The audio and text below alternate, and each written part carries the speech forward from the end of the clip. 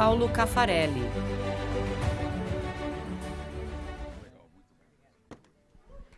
Boa noite.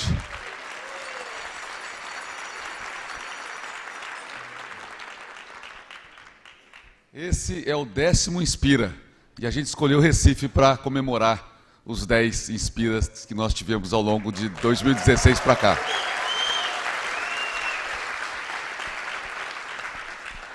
Tem torcedor do Náutico aqui? E do Sport Recife? Santa Cruz? Tá batendo, tem mais Sport Recife aí, né? Bom, gente, nada melhor do que falar do medo, né? E afinal, o que é o medo? Esse estado de alerta, essa sensação de que algo vai acontecer, né? Esse medo, ele persegue o ser humano desde o início, desde lá da pré-história, né? O ser humano, na verdade, não só o ser humano, mas os animais, todos, né? Pode observar, principalmente os mamíferos, né? Essa sensação do medo de que algo vai acontecer. Na prática, quando você vai olhar cientificamente, o que é o medo, né? É um comando que nós mandamos para o hipotálamo, que do hipotálamo vai para a glândula pituitária no cérebro, que vai para a adrenal, né, suprarrenal, no rim, em cima do rim, e que, na verdade, produz alguns hormônios, né, como a adrenalina, a noradrenalina, o cortisol, e eles inibem a serotonina, eles inibem a endorfina, aquela situação, aquela sensação de bem-estar que a gente tem, não é? É isso ou não é? Eu estudei, viu? Aprendi. Bom, mas na verdade, a gente tem que pensar o seguinte, esse medo, ele vem lá de trás, né? Era o medo dos animais, era o medo dos animais predadores, né? Depois era o medo da escuridão, você tinha que caçar à noite, era o medo do mar, era o medo da chuva.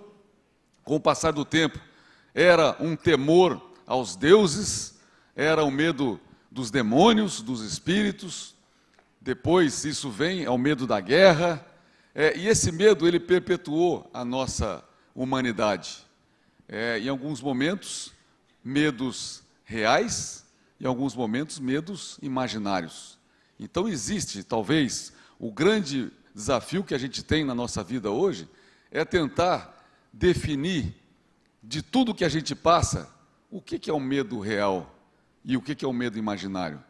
Porque, na verdade, o medo real e o medo imaginário para o cérebro, ele não faz diferença.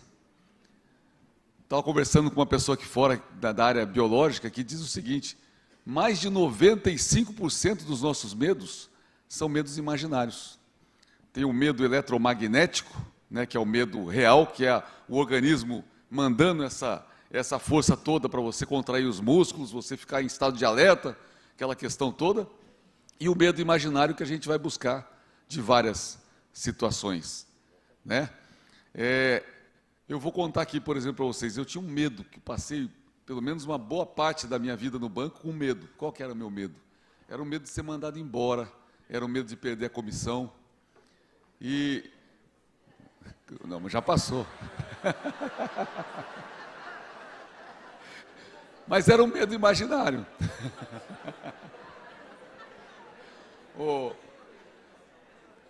Mas falando sério, então, na verdade, a gente vai passando, mas esse medo, ele nada mais é, nada menos é. Primeiro a gente tem que ter em mente que esse medo faz parte da nossa vida. Quem aqui, levanta a mão, quem nunca teve medo de nada? Então, na verdade, o medo faz parte da nossa vida, o medo faz parte do ser humano, não é? Então, o medo, ele pode fazer com que você pare, né, que você desista do que você está fazendo, ou que você evite de se superar. O Mário contou aqui essa questão. Agora, o medo pode provocar que você avance, que você possa avançar na sua vida. Então, eu falei um medo aqui, que era o medo de perder o emprego, o medo de perder a comissão. Eu fazia cálculo, quanto é que era meu salário com comissão e sem comissão, como é que eu ia viver sem comissão. Já aconteceu com vocês? Medo de não cumprir meta, tem? E, na verdade, esse processo, ele nada mais é do que uma mola que impulsiona a gente.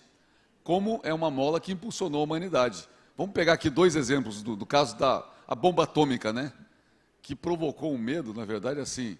O que aconteceu no mundo depois da bomba atômica? As guerras, pelo menos as grandes guerras, né, os conflitos mundiais, diminuíram em parte. Hoje, antes de se pensar num conflito, pensa-se muito na consequência que isso vai trazer. A questão da AIDS, por exemplo, era um medo real nesse processo. A AIDS está sendo superada diante de toda essa situação. Então, a gente precisa, na verdade, enfrentar esses medos, mas mais do que isso, é distinguir o que é medo real do que é medo imaginário. Deixa eu fazer uma pergunta aqui. Quem quer me responder sobre medo aqui? Cadê o microfone?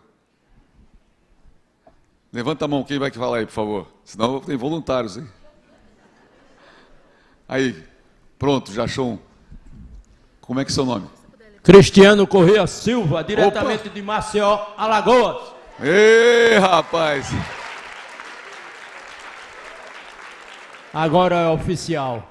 Muito bom. Eu tenho medo de água. Água. É. É um medo real ou um medo imaginário? Acho que é um medo real. Que eu já passei por uma... quando criança, eu quase morria lá na minha cidade em Batalha, no Rio Ipanema.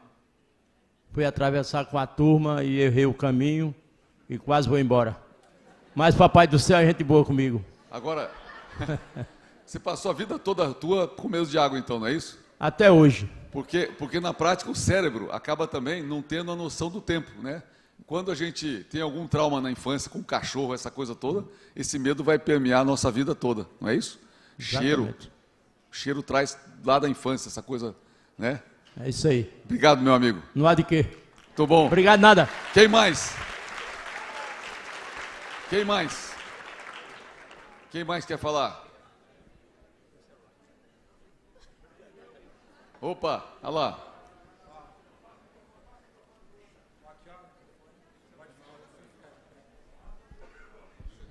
Boa noite. Um abraço aí bem quente, caloroso de Pernambuco para todos vocês, tá? Estou muito feliz. João Marcelo, torcedor do Náutico. Eu pensei que você ia dar o resultado. Tá jogando Náutico e Remo. Eu fiquei curioso. E a internet não pega, tá? Mas eu sou daqui do interior de Pernambuco, Surubim, terra natal de Chacrinha, terra da vaquejada. E muito feliz por estar aqui. E o medo? Eu tenho medo de falsidade, somente. É o que me dá medo, porque é aquela pessoa que você está contando com tudo e de repente te apunhala. É o medo que eu tenho. Obrigado.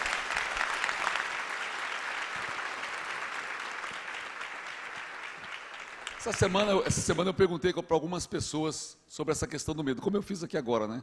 Então perguntei, na verdade, para um ambulante qual era o medo dele. Ele falou assim: o meu medo é de mim mesmo. Para eu não ter, eu tenho medo de que eu cometa alguma coisa que eu não detenha o controle sobre mim mesmo. Perguntei para um religioso qual era o medo dele. O meu medo é eu não conseguir cumprir tudo que eu me comprometi em termos de religião, para eu saber se eu estou ou não desempenhando o papel pelo qual eu vim. Perguntei para um psicanalista qual era o medo dele. Meu medo é que eu vá embora e a minha família não tenha condições de superar alguma coisa que, se eu estivesse aqui, ela teria condição de fazer isso. Então, na verdade, quando a gente vai olhar esse medo, primeiro, o medo da morte. Quem de nós que não tem o medo da morte? Não é? O medo de você fracassar, o medo de falar em público. Cada vez que a gente vai entrar para falar em público, bate um medo danado, não é isso? Eu tenho 37 anos de banco, falo muito tempo, toda vez que você vai entrar, o coração dá uma... Não é verdade? Porque nós somos seres humanos, a gente é normal, e isso é normal que aconteça. Mas justamente por quê? Porque o medo faz com que a gente enfrente as situações. Então, de tudo que foi dito aqui hoje, eu acho que a grande mensagem que a gente tem nessa discussão toda que a gente fez em torno do medo, isso vale muito sobre o aspecto das pessoas, mas quando a gente traz uma empresa como a nossa de 98 mil pessoas, certamente os nossos medos fazem parte da nossa empresa. Sejam os nossos medos pessoais, sejam os nossos medos empresariais. Então, quando a gente fala em medo, o meu medo de perder o emprego era um medo imaginário. Eu recentemente passei por uma dificuldade grande na minha família de saúde, que eu tive um medo. Ali o medo era um medo real, era um medo de perder alguém. Então, isso faz parte da vida. O que a gente tem que estar, na verdade, é sempre preparado, primeiro, para distinguir o que é medo real do que é medo imaginário, e segundo, para saber de que maneira que a gente cresce com isso, porque isso vai fazer parte da nossa vida, isso vai permear a nossa vida ao longo do tempo. E uma empresa como a nossa, que na verdade ela é uma empresa feita por pessoas, nossos medos, principalmente os nossos medos profissionais, eles têm que ser superados para que a nossa empresa continue avançando dentro do propósito que nós temos. Então, eu não tenho dúvida, se você me perguntar qual é o meu medo com relação à questão da nossa empresa hoje, é que a gente possa, especificamente todos nós, dentro de uma ordenação, a gente superar os nossos medos empresariais e a gente conseguir colocar a nossa empresa no lugar onde ela mereça estar. Eu não tenho dúvida que esse é um desafio, não é do presidente, não é dos vice-presidentes, não é dos diretores, é um desafio de todos. E isso a gente tem procurado fazer. A gente levantou uma bandeira recém agora, que é uma bandeira que a gente diz que somos todos 001, e nós não queremos que isso seja uma utopia, nós não queremos que isso seja simplesmente um discurso, que na verdade nós estamos plantando uma semente, essa semente não vai florescer de um dia para o outro, mas essa semente ela tem por objetivo fazer com que os 98 mil funcionários da empresa, agora acionistas, né, possam efetivamente trabalharem todos por uma causa comum, que possam efetivamente todos trabalharem diretamente ligado naquilo que é o sustento da nossa empresa, que é a questão do relacionamento com os nossos clientes. Portanto, eu diria que tem um provérbio indiano que diz o seguinte, que a vida começa onde o medo termina. Então, nós temos que superar nossos medos empresariais, fazer com que a nossa empresa possa efetivamente atingir o seu objetivo. Tem acionista do banco aqui? Oh, que bom ver.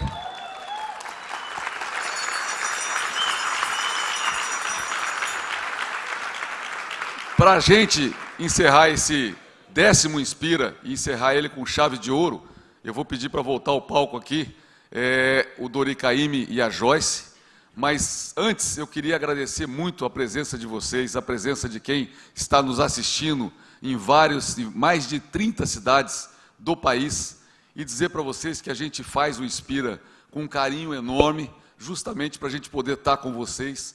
E se o Banco do Brasil não consegue ouvir os seus 98 mil funcionários, esse momento do Inspira é um grande exemplo de que o que acontece na vida de cada um dos nossos colaboradores, até porque eles representam, no final da história, os 98 mil, representam dentro de um aspecto de que vai além da questão profissional. Nós queremos conhecer todos os colaboradores da nossa empresa. Muito obrigado, boa noite, e Dori Caymmi e Joyce, obrigado.